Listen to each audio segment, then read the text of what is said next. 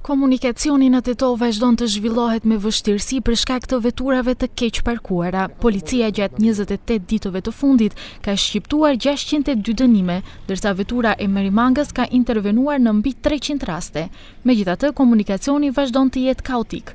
Nga SPB Tetov thonë se po punojnë në këtë drejtim dhe u bëjnë thirrje qytetarëve për bashkëpunim. Vetëm gjatë këtij muaji, pra prej datës 1 prill deri ditën e djeshme, kanë shqiptuar gjithsej rreth 602 masa sa i përket keq parkimit apo parkimet në vendet e gabuara apo e kështu me radhë, kurse nga ana e mjetit special të Merimangës janë ngritur diku rreth 300 automjete, të cilat në mënyrë të drejtë për drejtë kanë penguar qarkullimin e lirshëm në komunikacion.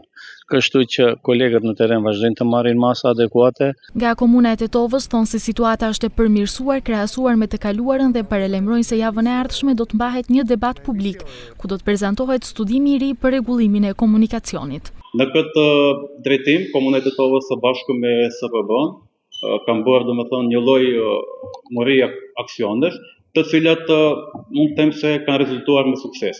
Jemi shumë të vetëdijshëm se situata nuk është ajo që duhet të jetë, por punohet në këtë drejtim. Javën e ardhshme ne si komunë së bashku me Institutin për Planifikim do të organizojmë një debat publik për studimin e mobilitetit.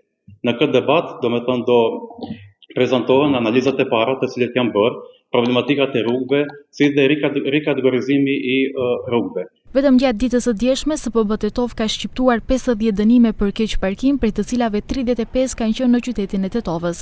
Disa muaj më parë, Ministri i Punëve të Brendshme Panço Toshkovski njoftoi se në Tetov do të zhvillohet aksioni Qyteti Mbrojtur me qëllim të rregullimit të komunikacionit.